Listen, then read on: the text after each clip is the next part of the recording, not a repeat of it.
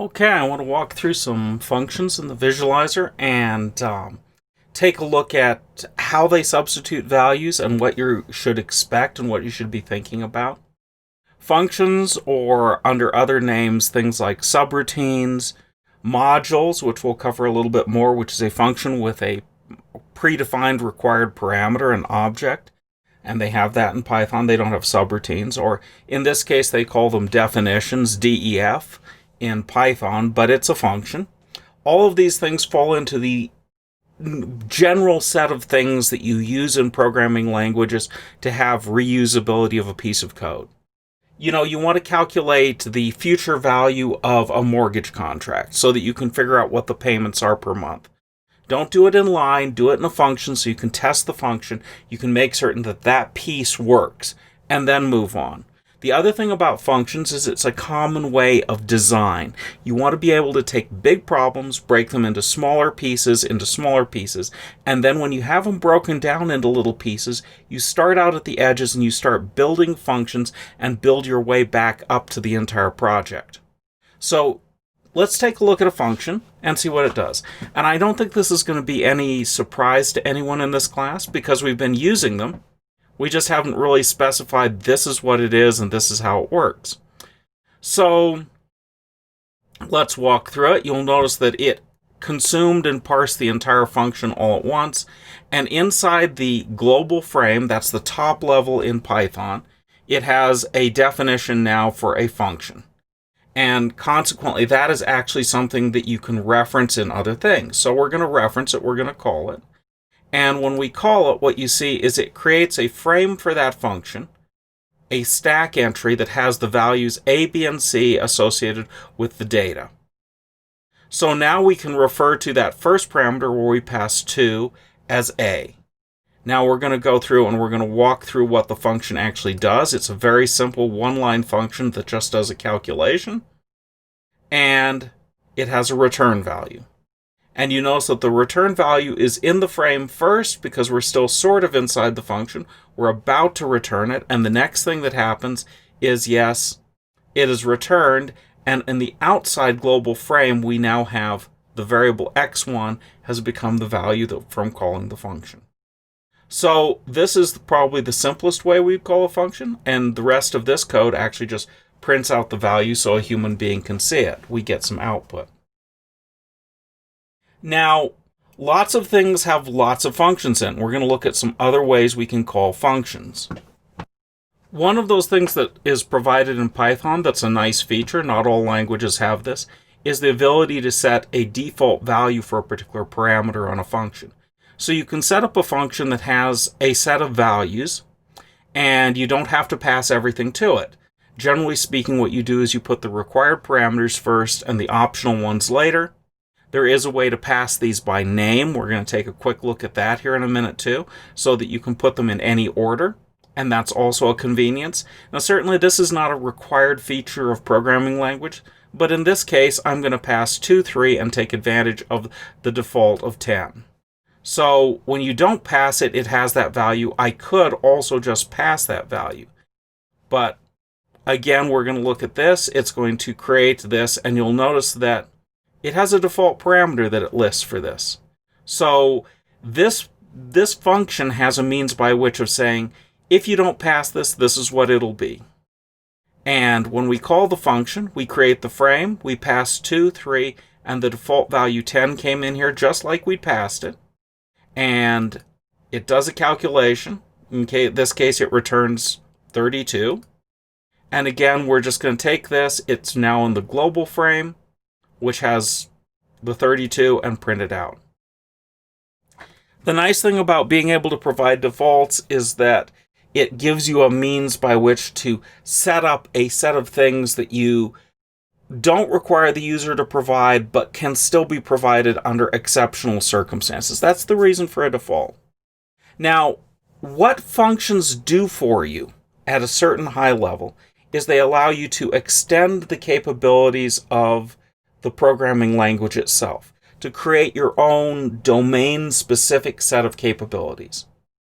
And one of the reasons why Python has become such a popular language is there are tremendous libraries out there that have all of these domain-specific things. NumPy for doing numerical calculations. There are statistics libraries. We're going to use one of those. We may actually use NumPy in conjunction with it, and that library is TensorFlow. But underneath the covers, it has a lot of functions. Okay, it actually is going to have some things called objects, which we're going to look at in a later lecture. But these set of functions take the existing language and extend it to new capabilities. And that's what you're building when you build a program, is you're building your own domain-specific set of things that solves the problem in that program. And the extensibility of the language is this set of functions. Let's take a look at another example. Now, in this example, I've done star A. And the star in front of the A right here tells Python that this is a variable length list of parameters that you can pass to it. You don't have to pass one. You can pass as many as you want.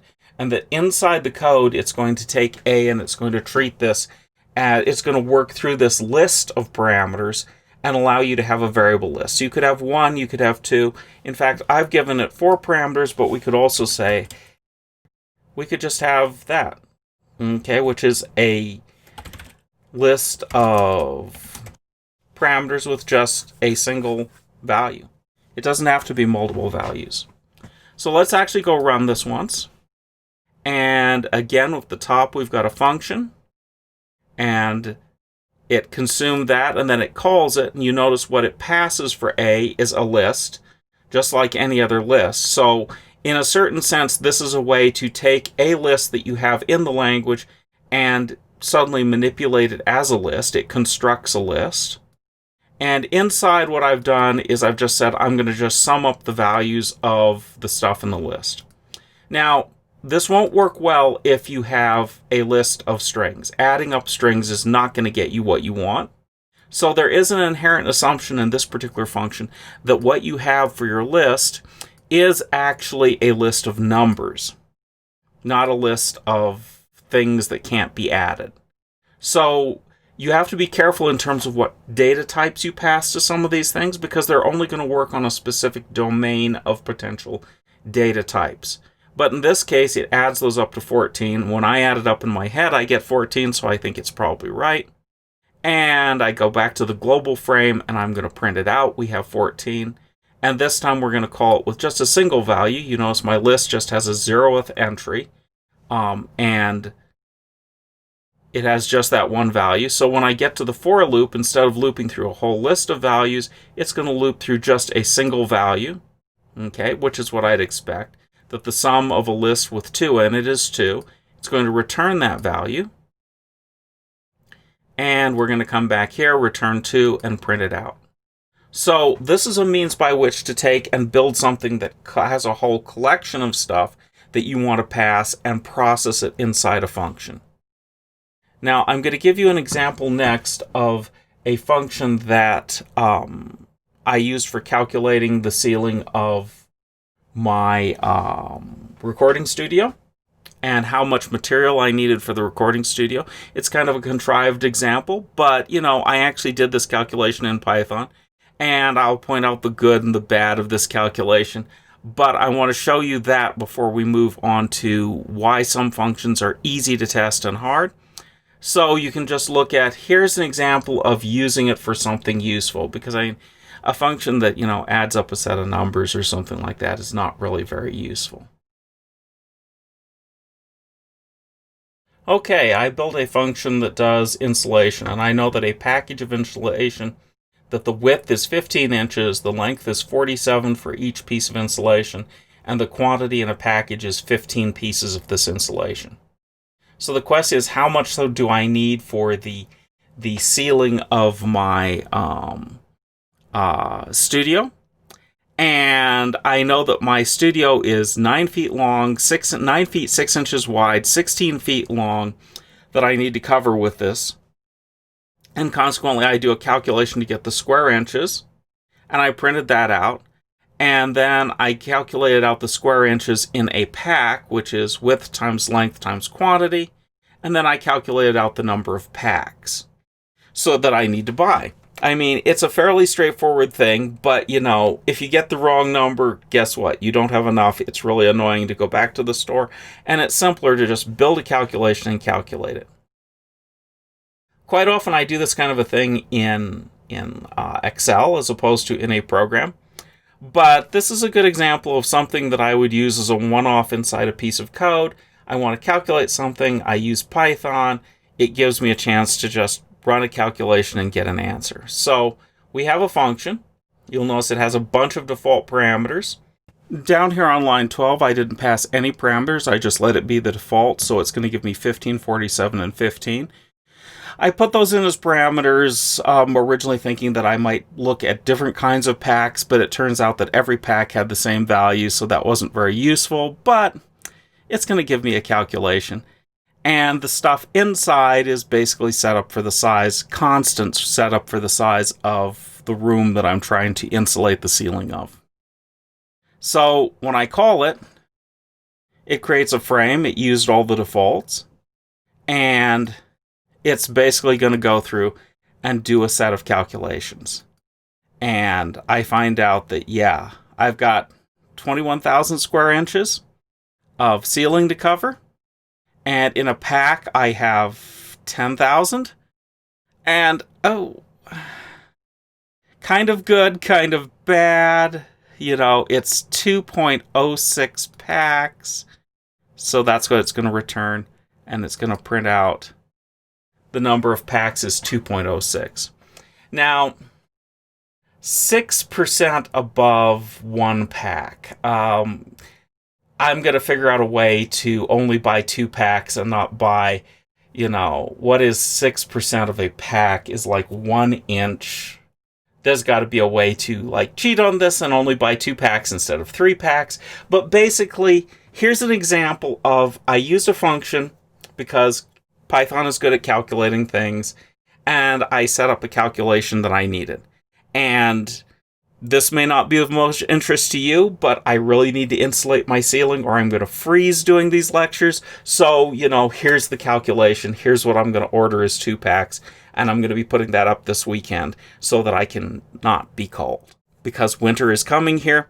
I apologize to the people that have that as a trademark, but winter is coming and I'm not going to freeze out there. All right, let's take a look at another example. Okay, now the examples that I've given you so far are what I would call pure functions. They take in a set of parameters, sometimes with the defaults, but everything that they do is based on that set of inputs in the parameter list. And they don't have any side effects. Side effects turn out to be really hard to test. And side effects are useful. We talked about that, you're logging into a website. Lots of things have side effects. But as much as possible, you want to build functions that don't have side effects. And here I've built a function that has a side effect. So you can look at, this is why it's hard to test, and this is what makes side effects difficult. Now, the reason that I put this function in here at this point in the class is next lecture, we're going to do a review for the midterm. We're going to have a midterm. It's going to be a take-home. I expect everyone to do really well on it. Intentionally, this is not to sort out good people from bad people. This is to make certain that you've covered the material and that if there's things that are missing, if I make a mistake on the midterm, if there are things that are missing, we can go back and cover those and make certain that we get through what we need so that you can move on to the next class. So my expectation is that you're going to do really well. And I would not be scared or worried about the midterm. We're going to talk about the midterm in the context of how you learn programming languages. Because the stuff that we've covered up here through functions is really the foundation of learning a programming language. And it isn't everything that you need, but it is the common pieces that you're going to have to deal with over and over in life. So I want to show you a function that has side effects, how side effects happen, and I want to talk about why it makes it hard to test. So this is an example of what I would call a bad function. This is not a good example. This is, okay, you did this, but it's got some problems that you could have worked around in a different way. And an awful lot of time, it's useful as a designer, as a builder of functions, to say, okay, I've got a function, I know how it works, I can test it, but I could build it a better way that would make it easier to test, easier to maintain. I'm going to do that. I'm going to refactor the code, I'm going to change it so that it is better. And you do a lot of that in programming. My normal approach to writing code is I go in and I take a design, I build some code, and then I go, okay, this piece over here, yeah, I build it, it works, but no, it's not good. I'm going to take that piece out and I'm going to put a better piece in. And I successively improve the code in pieces. So let's look at a hard to test function. First of all, I've created a couple variables A and B. And then inside the function, I have this thing where I say, when I refer to A and B, I'm referring to these variables out here, these global variables. And one of the nice things about Python is that when you refer to global variables, and this is basically kind of new in Python 3, is that you have to specify that you're going to use global variables, which makes it easier for the person reading it to be able to say, oh, that's where that variable came from. And it's kind of an alarm bell that, oh, they're going to access some global variables in here. Now, just because, I say this makes it hard to test, there are cases where I use global variables. I just recognize that when I'm going to use it, I'm using it for a good reason, and that if I'm going to do that, it's going to be harder to test this. It is mean I'm going to have to put a lot more effort into the development and testing than I would if I didn't use global variables. So it's a trade-off of functionality versus testability. And remember, 95% of your time is not spent writing the code, it's spent fixing the code after you wrote it so that it actually works. So, does that mean that I don't do stuff out there in the 5%? No, it doesn't mean that. It means I recognize the cost and I understand the trade-off and why I might choose to do something in a different way. And that building that knowledge of here's the trade-offs, here's what I'm going to do. Yeah, I do things that, are hard, but I do those hard things for a reason, not just by chance of, oh, you can do it, therefore you do it, and whatever, It's a conscious decision. So it references A and B as globals. That means those globals declared on lines 1 and 2 are what it's going to refer to. And it does a calculation. Okay, there's some math calculation there. It's A plus 2, and take the remainder, the modulo division of that by 5, and then it returns B plus A. Whatever the reason is for the calculation, doesn't matter here. We're going to run it a bunch of times, and we're going to see what values it returns. And we're going to see what happens to A and B. All right, let's go visualize this and give it a spin. Since I'm going to run it a bunch of times, I'm going to make that bigger. And we're going to click next here. As you'd expect in the global frame, we have A and B set to values. We have a function that we've created. And then we're going to say, yes, x1 calls this function. Global is a declaration, so it doesn't actually execute. It just tells the language and the human being something. So we come down to the first calculation, and there we have a return value of 3. So that's cool. It's going to set that variable, and it's going to print it out on its first run.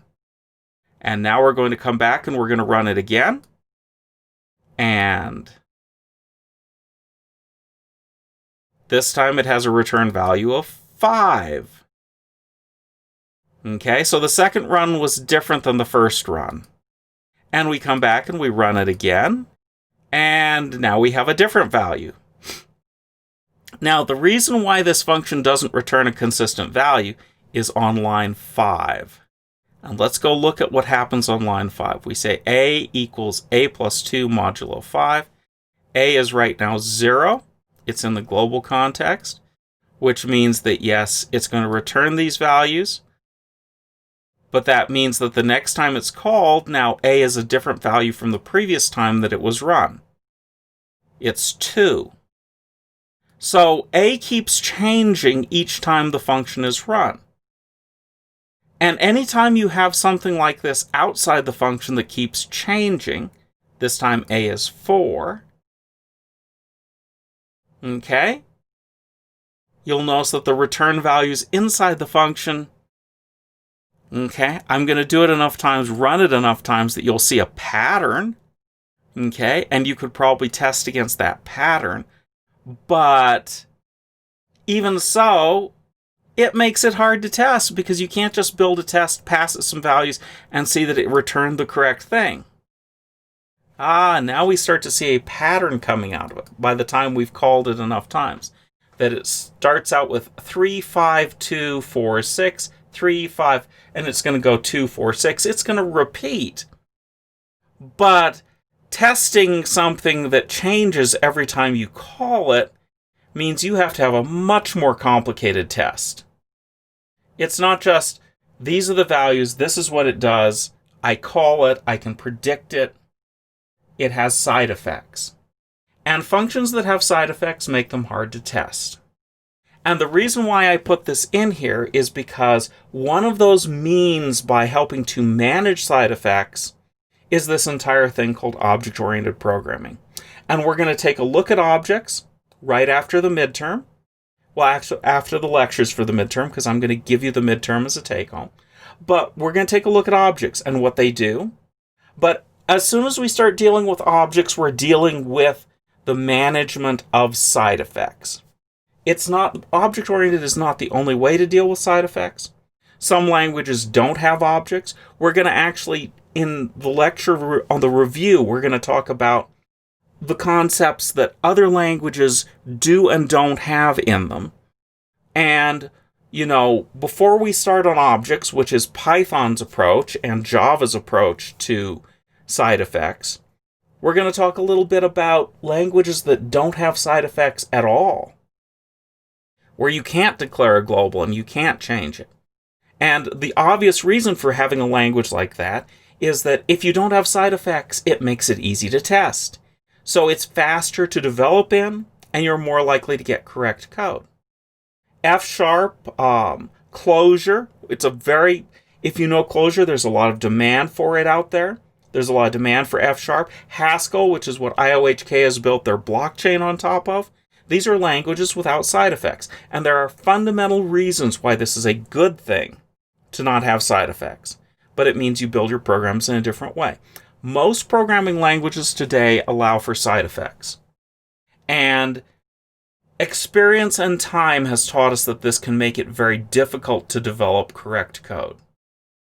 This would not have been my analysis 30 years ago. I just kind of walked into programming and went, oh, this is how you do it. And yeah, side effects are fine and all is peachy and keen. No, it makes it very hard to develop. So we're getting smarter and better over time. But object-oriented is a method for dealing with side effects, and we're going to look at that. The reason why I'm splitting the stuff at this point in the class with we've done functions and variables and lists and data is because that's the common stuff that you need to know in virtually all programming languages, how you're going to deal with that stuff and how it deals with that. And then in different languages, you're going to look at how I package code up, how I deal with side effects. We're going to look at that before we go on to building a project. So this is the piece for functions. I have left one thing out here, how you call functions with name-based parameters. You can look at it in the book. It's not hard to do. It basically, you're going to use the name of the parameter and you're going to say that name equals a value. And this is the basics of what you need to know to use a language, at least to get off the ground and get started with. Here's the pieces. I got to get these pieces into my head for each programming language. So next semester, you go on to C#. If you take the list of things that we've covered here, and I'm going to actually enumerate this list in our review, and you say, okay, for this list of things, I have to know how C# or C++, whichever one they're teaching next semester, how this list is implemented. And you say, okay, here's my list, here's my task, let's check off the list. How does this work? How does this work? What are the patterns for this? How does this work? And you just go through that and you learn that list. You're basically to the point where you can write simple programs in it. The next thing you do after you've learned that list is you turn around and say, okay, now I'm going to build a project in this. And it doesn't matter what you build something. by the time you're done building something, you've got a good functional knowledge of how to use the language. The other pieces that you have to deal with are, yes, you have to deal with how you manage your source code, something like Git, and how you set up so that you can work in this environment, what your editor is going to be, how you actually run the code or compile it and run the code, how you're going to test the code, how you're going to debug the code, something like Visual Studio.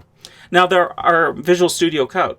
Now, there are a bunch of other integrated development environments that are out there. The reason why I'm using Visual Studio Code in this, as opposed to something like PyCharm, is in your career, you're going to use a lot of different programming languages, and tying your knowledge to a specific integrated development environment is very restrictive. So PyCharm is great for Python and horrible for anything else. And consequently, unless you just want to be a Python programmer and get outdated in a few years, eventually Python will not be top of the heap. If you want to be outdated, it's a good way to get down the path to being an outdated programmer that has to start over with not just learning languages, but learning an entire new environment. One of the nice things about Visual Studio Code is it works really well for lots of different programming tasks in lots of languages. And to put you in proper perspective about it, Visual Studio Code is Microsoft's replacement for Visual Studio, which they have put 20 years of development in, maybe 30 years of development in, but is really only good for their own internal languages. And they have figured out that the world is bigger than just Microsoft, and they're going to have to deal with other OSs and other languages.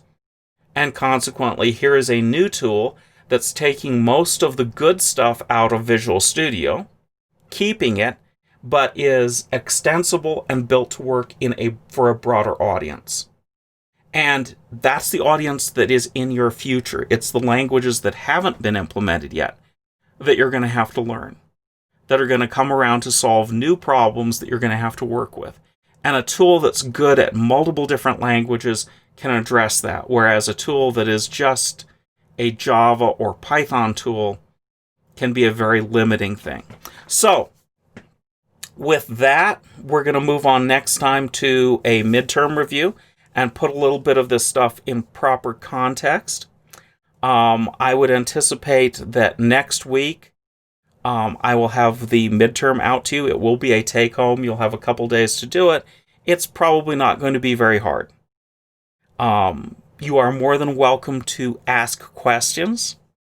It is a take-home, and, I expect that if you're stuck on something, you just turn to Google and Google it. If you do put it in that this is how you solve this problem, don't make me go, did they copy this or did they not copy it? Okay? You are not going to get penalized for using Google to answer questions or Stack Overflow, because it is one of those things you're going to do all the time as a professional developer.